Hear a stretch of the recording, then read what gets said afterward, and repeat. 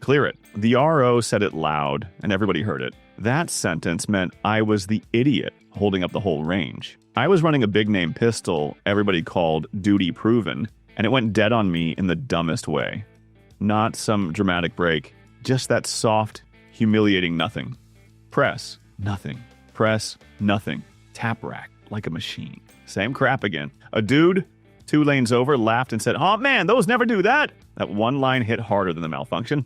My face got hot. I stared at my hands like I forgot how to run a gun. For a second, packing up sounded real. Then anger took over. I set the rule. 1,500 rounds each.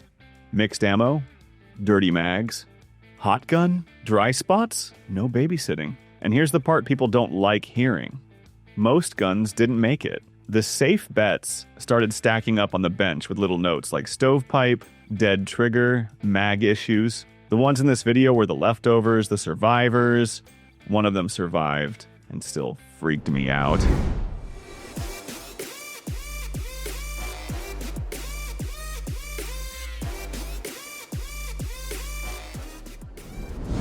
The HKUSP hit the bench early that morning because I wanted something that didn't need a pep talk. Big, old, chunky, the kind of pistol that got built back when nobody cared if a gun looked sleek. The first couple hundred rounds felt almost insulting, normal, boring. Like I didn't even notice I showed up. And boring starts making you sloppy. Somewhere past 800, the day turned mean. My thumbs felt shredded from loading mags, and the bench turned into a little landfill of ripped cardboard and loose brass. I grabbed the slide on a reload and yanked my hand back, stupid hot. Right after that, I got my micro scare. One casing kicked out weird, kind of lazy, and my brain went, there it is. I slowed down for half a second, waited for the next one to dribble, waited for the first choke. It didn't. Around 1,200, I stared at the ejection pattern, like it was a heart monitor, waiting for it to get tired. By 1,500, I wasn't testing the gun anymore. I was testing how long it took before I got pissed enough to quit. That's the creepy part. Nothing heroic happened. The USP just kept cycling, like quitting was beneath it. It ran, and it still felt like a brick that hated my belt. After that, I went the other direction. Lighter, smaller, and a lot less forgiving. The first thing about the Canik TP9SF that rubbed me wrong was how it carried itself, like a cheap tool. Finish that war fast. Big, blocky frame. Trigger that never tried to be nice, just consistent. The kind of pistol guys dismissed because it didn't have a pedigree, which was why the one that stuck in my head lived on a rental wall. That TP9SF hung there looking cooked. Scuffed slide, filthy grip, rental numbers half worn off. Everybody reached past it for the nicer rentals. The Canik got grabbed when the good stuff was gone. The range guy caught me staring and said, flat as dirt. That thing gets abused. More than people admit. All day it rotated through strangers. Bad grips, new shooters riding the slide, mags jammed in crooked and smack straight. Cheap ammo only, fast strings. No respect. Nobody babied it because nobody cared if it lived. My little spike hit when one kid short-stroked the slide and instantly blamed the gun. I leaned in, waiting for the first real stoppage. It didn't show. By evening, that pistol ate well past 1,000 rounds from people who barely respected it, and it kept running like a machine that didn't need approval. So I stood there staring at it and asked myself, why the hell was I doing this? For what? I didn't have a clean answer. I just kept counting rounds. Same gun, a guy said, looking at the bench. So, same result, right? 2 Ruger RXMs sat there like a dare. Same model, same day. And they told 2 completely different stories, which was the whole point. The first RXM got the stupid test, not slow fire, not let it cool, just feeding it hard until the slide felt like a stovetop. Somebody tossed a bottle over, and I did the thing that made everyone talk shit. I cooled it with water mid-run, like it was a tool and not a trophy. That's usually where pistols start acting weird. This one didn't. In that big endurance push, 8,400 rounds in 48 hours, it stayed boring. 0 malfunctions, no structural damage, just brass and heat and that same dead-eyed cycle. Then the second RXM got the ugly test. Sand, clay, debris. Not more rounds, like just contamination heavy enough to get into everything. At first it sounded different, like the slide had grit in its teeth. Then I felt it, a slow return that made my finger pause for half a beat. Somebody blamed grip, then it did it again. And once the junk got thick, it started coughing. Real stoppages, the kind you can't explain away, so yeah. One RXM looked like a machine, the other looked human. That's what messed with me. Which one did I actually own? The first thing that happened that day wasn't a malfunction, it was the instructor running his mouth. Timed drill day. Buzzer, targets, people trying to look calm while they missed. He stayed on everybody's gear like it owed him money. Holsters, dots. Triggers. Nothing got a pass. Mine didn't either. The CZ Shadow 2 Compact sat on my belt and I kept feeding it, waiting for that crisp feel to fade. Once it got hot and dirty, and my reloads got sloppy. By lunch, it already ate a stupid amount of rounds, and it still felt like it wanted more. Then he noticed. Not in a friendly way. More like it offended him that my hits stayed tight when the pace went up. He walked over, looked at my target, looked at the pistol, and held his hand out. Gimme. I almost laughed, because it hit my head like that dumb ABBA song.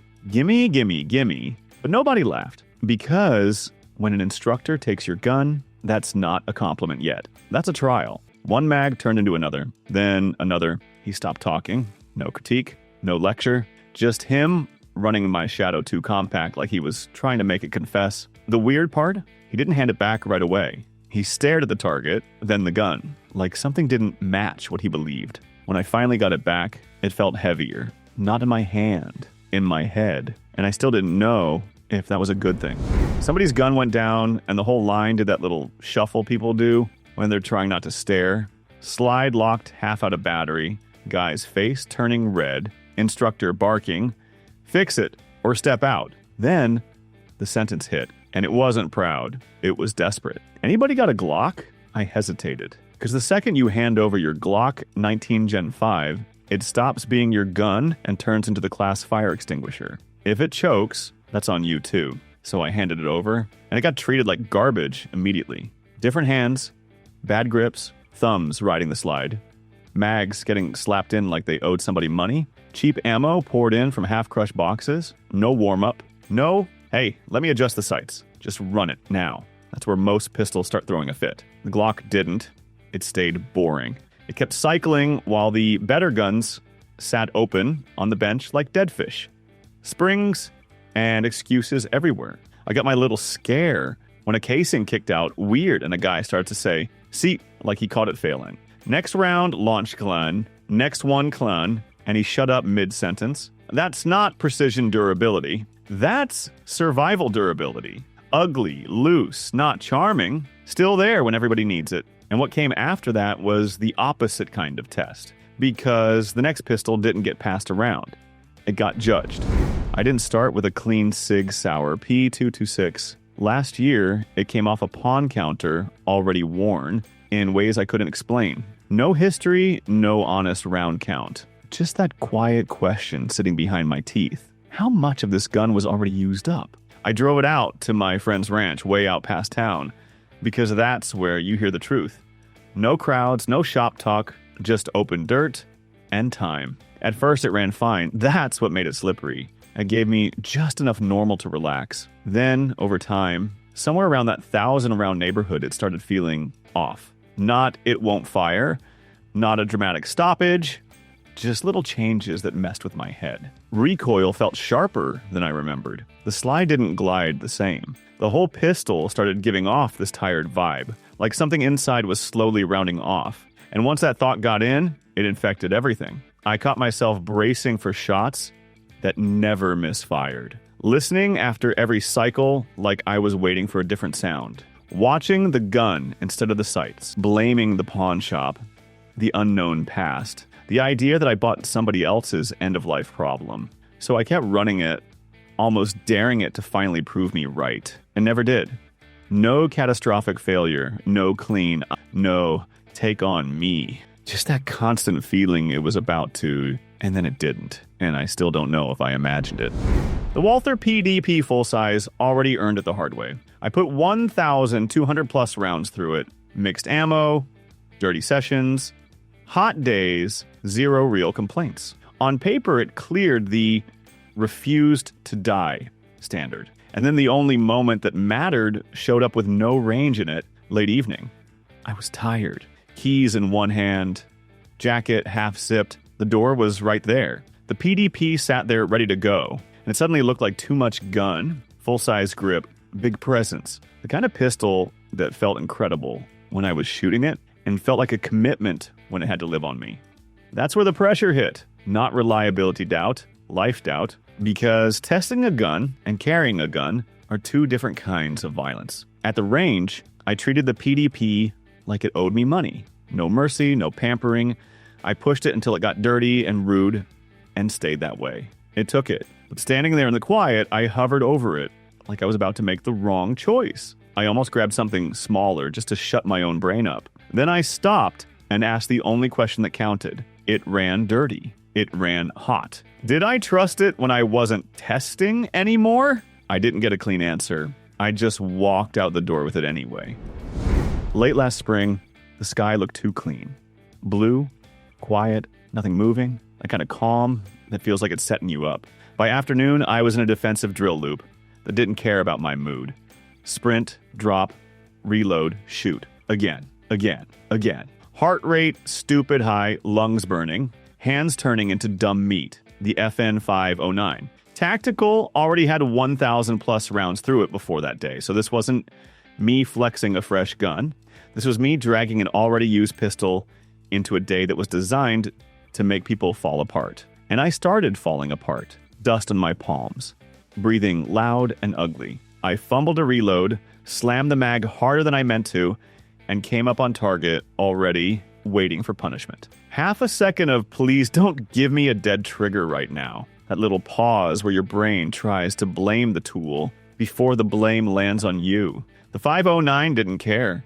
It fired. It fired again. No hesitation, no weird beat. It kept rhythm while I was out there stuttering like an idiot. That's the part that stuck in my throat. The gun didn't save me. It just refused to join my failure. And right after that, I grabbed something with a reputation for being smooth and civilized because I wanted to see if classy still mattered when the round count got rude. The IWI Masada rode with me from Texas to Arizona because it felt like the right kind of ugly for a dry, rough trip. By the time I pulled in at my buddy's place, everything was baked. Truck seats, bags, ammo boxes. Even the case had that warm plastic smell, like it was melting in slow motion. His place sat out where dust didn't blow past you. It stayed on you. The Masada already had 1,000 plus rounds through it before I ever crossed the state line, and I didn't clean it like I should have. Then we spent the afternoon behind his place running cheap ammo, dropping mags into dry dirt, loading with dusty hands, wiping sweat off our faces, and putting that same grit right back on the gun. That's when it started feeling gritty. Not broken, gritty. The slide felt rougher, the cycle sounded different, and Arizona dust didn't look dramatic, which made it worse, because now every little change felt like the beginning of the end. I kept waiting for the first real stumble, the one that stranded me out there with a hot gun and a long drive home. It didn't give me that moment. It just kept going, dry and annoyed, like it hated the whole trip and still did the job. When I got back to my town in Texas, I didn't clean it right away. I set it down and stared at it because the last gun on this list didn't survive the desert. It got meaner because of it. I heard it in the background first, not even said to me. Just two guys talking like it was settled law. Yeah, it's fine, but it's not that gun. The way people say it when they want the conversation over, like the metal was a phase, not a serious answer. I didn't jump in, I didn't defend it. I just kept running the Smith & Wesson M and P9 2.0 metal and waited for it to give me an out. It never did. Early on, it chewed through 500 plus rounds of mixed ammo without a single issue. Steel, aluminum, whatever was in the pile. Later, it got worse, not better. Long classes, long sessions, the kind where you stop babying anything. It went 1,000 plus rounds between cleanings more than once, and the trigger still felt like the same trigger. The group stayed tight, even when the gun got hot and my hands got stupid. That's what messed with me. Not the performance, the consistency. Time gaps too. It sat. It came back out. It didn't need a reintroduction. No weird new personality. No fresh excuses. It just showed up like it had been there the whole time. I never ran 10,000 through it, and I'm not going to fake that. But at some point, I stopped counting, like I was waiting for betrayal. It started feeling like it didn't need to prove anything. So far, it's the best gun I've seen. And that's what bothered me. Because the minute you start believing that, you start getting lazy. Not best on paper, not my buddies ran fine. 1,500 rounds in ugly conditions, and the gun stays boring. No magic rituals, no special treatment, just a pistol doing its job while everything around it gets sloppy. And here's the part nobody likes saying out loud. Reliable usually means reliable until it embarrasses you. I've watched favorites fold the second the day got hot and the hands got tired. So drop your real one. Which pistol ate a long round count for you without drama? What ammo? What mags? What conditions? And which big name burned you when you trusted it? I'm Steve. Trust doesn't stay permanent. Neither does my patience.